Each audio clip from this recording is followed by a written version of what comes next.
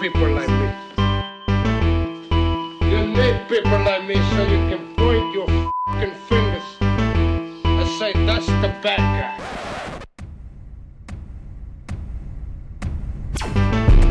That's the bad guy. That's the bad guy. That's the bad guy. That's the bad guy.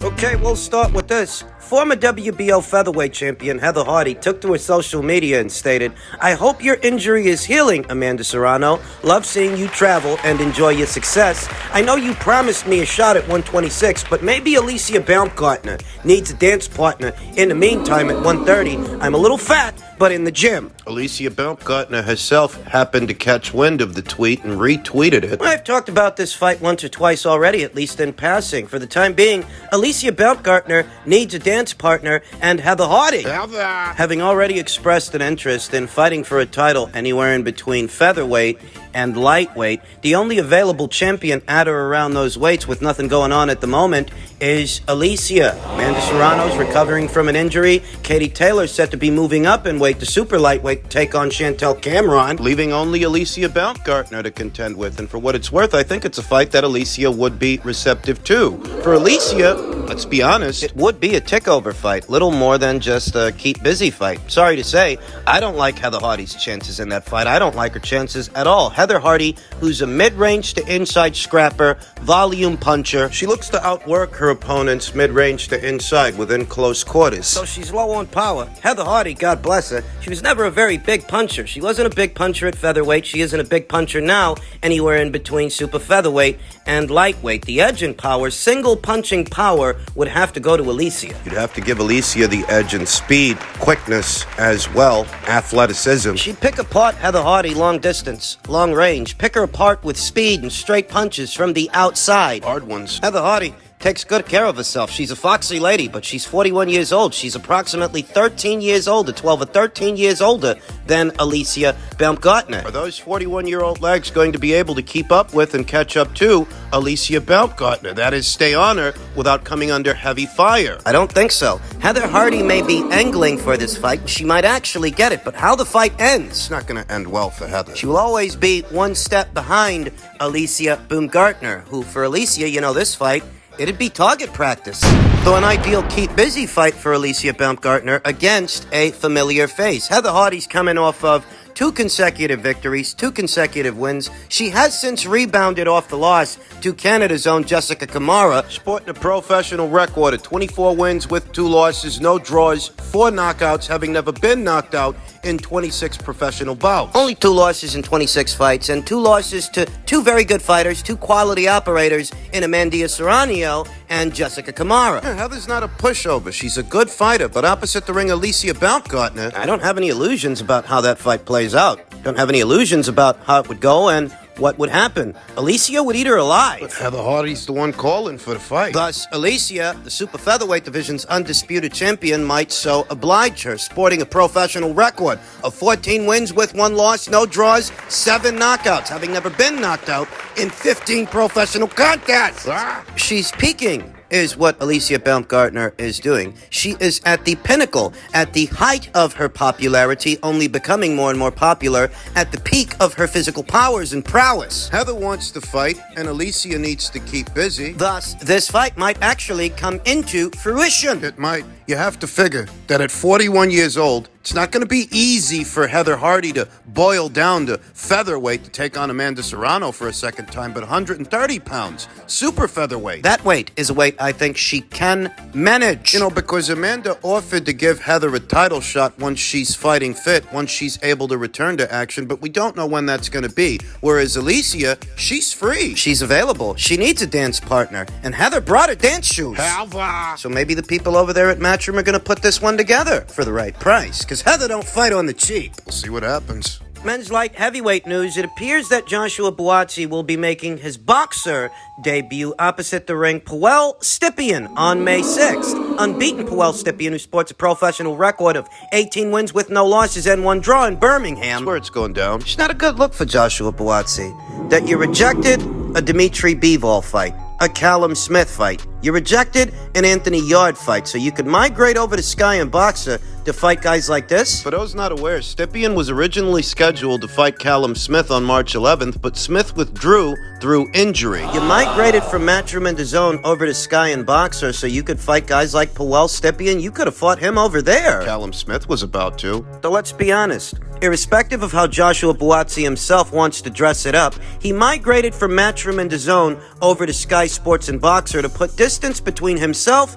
and real opponents, real competition that at this point in his career he's actually expected to face. He doesn't want big fights. The bit about the platform not getting enough eyes on it, based on the kind of money that they offered you, what difference does it make how many eyes are getting on your fight? Not that I believe his narrative. Because I don't. But the whole idea behind getting a lot of eyes on your fights is so that you can make top dollar, so you can make big money, and they offered you big money to fight Dimitri Bivol. So his argument is little more than a redundancy. That the DAZN platform don't get enough eyes on it, the money they offered you is real enough, and that's the whole point of getting eyes on your fights, isn't it? And never mind that bigger names, some of the biggest names in the sport, fight on the DAZN platform, bigger names than Joshua Buatsi. What are you telling me? That the DAZN platform is big enough for them, good enough for them, but it's not good enough for you? Who are you? There's a guy making excuses, that's who. It's good enough for an Anthony Joshua. It's good enough for a Canelo Alvarez. Good enough for a Katie Taylor. Some of the biggest names in the entire sport of boxing.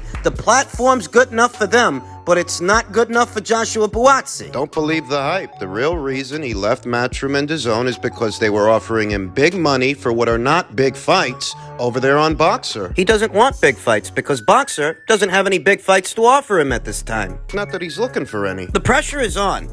If you make the claim that DAZN doesn't provide enough eyes for your fights, now that you're on Sky, well, you don't have Eddie Hearn, Matchroom, and DAZN to blame. Sky Sports is a major platform. We'll see how many eyes you bring to that platform with this upcoming Puel Stepien fight. See what the numbers look like. Since this move was all about numbers and all about metrics, the kind of metrics you aspire to get for your fights, even though they're not big fights. And in truth, I don't know what kind of reception, attention this fight is going to get in spite of it happening on a major platform. but because it's on a major platform, it behooves Joshua Buatsi to put on a fan-friendly performance, put on a fan-friendly fight. It's bad enough you walked away from some of the biggest names and the biggest fights that could be made in your division. If you're going to be fighting guys like Puel Stepien, You better look good. dominant.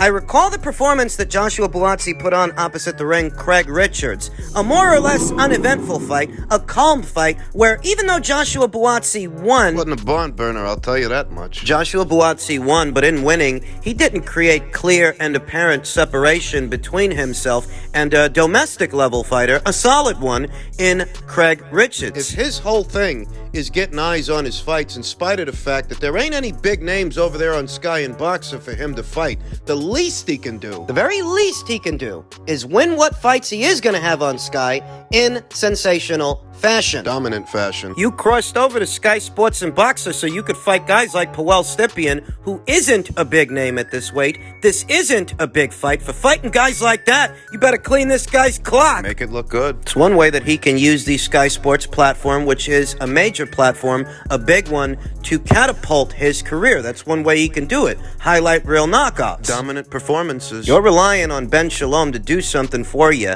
that you felt Eddie Hearn and DAZN couldn't do. It's what you're doing. And now that they're out of the picture, it's up to Ben Shalom and Boxer to deliver. You already know this isn't a better fight than a Callum Smith fight or a Dimitri Bivol fight. We'll see what kind of interest this fight garners.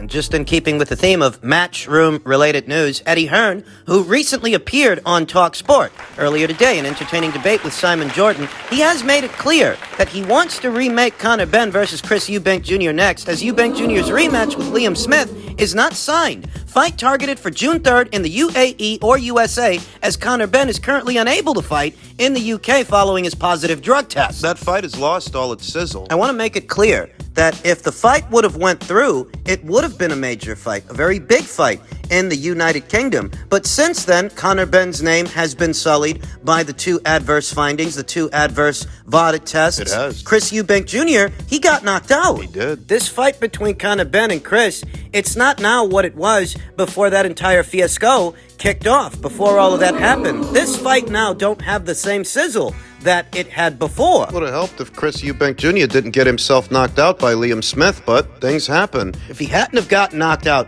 you could have staged the fight somewhere else, and it would have had the same appeal, the same attractiveness. But now, Not anymore. there are three names attached to a potential Conor Benn fight. One is the name of Manny Pacquiao, the other is the name of Chris Eubank Jr., who I just mentioned, and the other is the name of Kell Brook. Of the three, Kell Brook is the best choice. Of the three, Kell Brook is the only one of those three guys that's coming off a win. Win over Amir Khan in his last outing over a year ago. Of those three names, not that they're the best names to choose from, of those three, Kell Brook would be the way to go more than Manny. Nobody's going to give Conor Benn credit for fighting a 44-year-old Manny Pacquiao, and nobody's going to give him credit for fighting Chris Eubank Jr. under these circumstances, coming off of a knockout loss. And I'm going to assume there will be weight stipulations because Conor Benn ain't no middleweight. I think they're beating a dead horse with that one. I do. I want to say that there are other, more intriguing fights to put Conor Benn in than these fights in order for him to resume his career, and I do think that he needs to. That should be the first order of business. Michael McKinson, Egidigus Kavaliauskas. the Mean Machine. Hell, even Florian Marku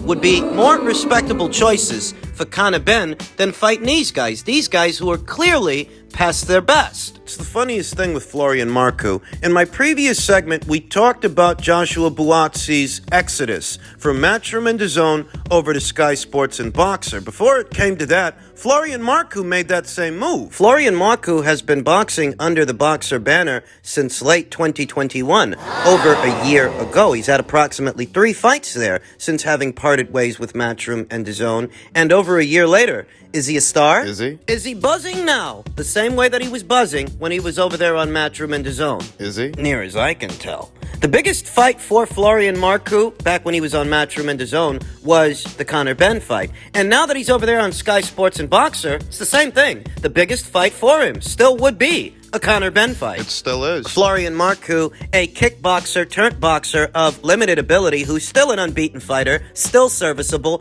I'd say that Florian Marku, under these circumstances for Conor Benn, would be a more respectable choice than a 44-year-old Manny Pacquiao or a Chris Eubank Jr. coming off a knockout loss. I'd say. It's not like Ben Shalom, Sky Sports, and Boxer have turned Florian Marku into a household name, or a bigger name than he was back when he was with Matchroom and DAZN. They haven't. And what does Sky Sports and Boxer have to offer Florian Marku that would be bigger than a Conor Benn fight? What do they have that compares? I don't know here and now who Conor Benn is going to end up fighting. Could be Manny Pacquiao, could be Chris Eubank Jr., could be Kell Brook. It could be. But what I do know is if who he ends up fighting is one of those 3 guys, he's not going to get a fuck ton of credit for it. He really isn't. He's not. Finally, in men's junior middleweight news, in case you missed it, yesterday, the WBO ordered Charlo to submit a medical update of his injury and when he will be cleared to fight. Charlo has 5 days from the WBO's announcement to submit all medical documents, and the clock is ticking. In truth,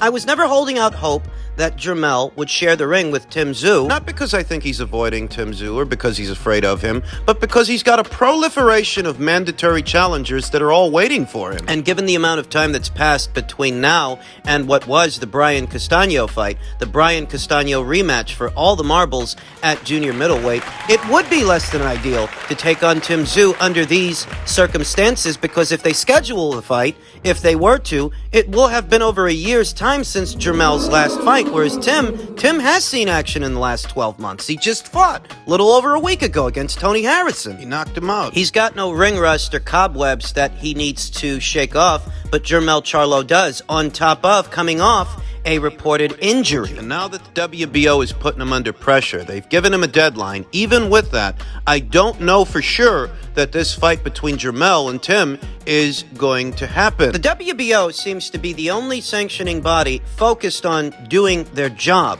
keeping the rank standings moving and ensuring that their contenders get a shot at the title. They're the only ones. The IBF doesn't seem to be pestering Jermell Charlo with any pesky mandatories in spite of their mandatory challenger having been their mandatory challenger since 2019, Baumgardner Murtazalia. He became the mandatory challenger to the IBF title 4 years ago in late 2019, opposite the ring Jorge Fortea. He's actually been the IBF's mandatory challenger longer than Jermell has been the IBF champion, if you can believe that. He became the mandatory challenger to the IBF title in November of 2019. Jermell didn't end up winning that title until September of the following year. September of 2020, and a lot of time has passed without the IBF putting him under the same pressure that they put Joe Cordina under after he won the belt, or Josh Taylor. The IBF isn't bothering Jermell the same way they bothered those guys. But he does have a mandatory challenger in the queue with the IBF, and he also has another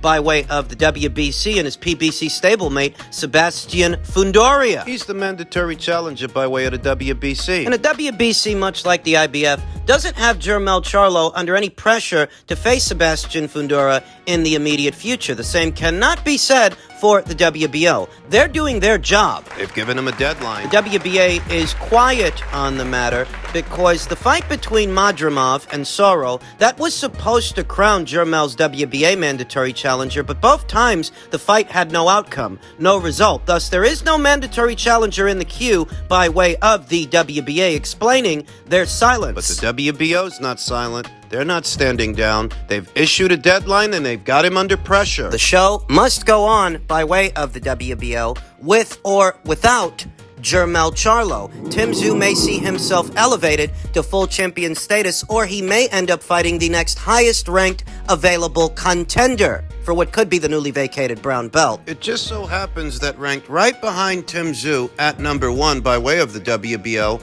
is Baumgardner Murtazalia, who I just mentioned. What's supposed to be the IBF's mandatory challenger by way of the IBF, by way of the WBO, he's ranked at number 2 right behind Tim. If push comes to shove, and Jermell doesn't provide the necessary medical documentation to provide clarity on when exactly he plans on returning, the WBO could elect to strip him, and if they do, we might get Tszyu versus Murtazalia as a result. The other angle of this story is that even if Jermell provides the documentation the WBO is asking for, the prognosis and his ETA, there's going to be another deadline. even if he meets this one, there's going to be another deadline to actually do the fight with Tszyu as mandatory challenger. Deliver it! Now, I've got a lot of respect for Jermell Charlo, I do, but it doesn't benefit this division at all that its undisputed champion, the guy with all the belts, The guy's MIA. He's missing in action, and nobody at this weight can get a title shot until he returns. As this division's undisputed champion,